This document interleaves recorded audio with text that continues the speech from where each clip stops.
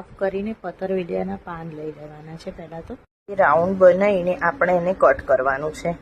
એટલે કંઈક આવી રીતે થઈ જશે. એને હવે સારી રીતે મેં વોશ કરી દીધા છે.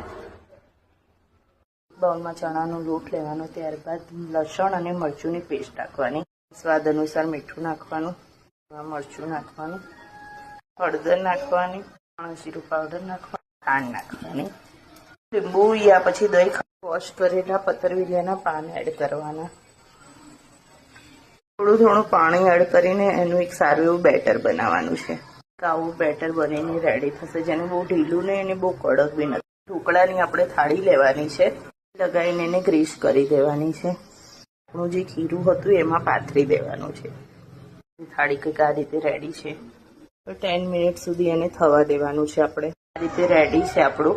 હવે આને આપણે નાના નાના ટુકડામાં કટ કરી દેવાનું છે. કરશો ને એટલે આ રીતે કંઈક આપણને ચોરસ મળશે. આ રીતે નાની સાઈઝમાં આપણે કટ કરવાના છે. સરસ રીતે આ કટ થઈ જશે. હવે આપણે આને વઘારીશું. એમાં આપણે એક પરી તેલ નાખવાનું છે વઘાર કરવા માટે. ત્યારબાદ એમાં રાઈ નાખવાની છે. થઈ જાય એટલે તેમાં આપણે તલ અને વરિયાળી નાખવાની છે. ત્યારબાદ એમાં આપણે લીમડાના પત્તા નાખીએ. આપણે જે બાઇટ્સ બનાવી હતી એને નાખીને બરાબર મિક્સ કરી દેવાનું છે.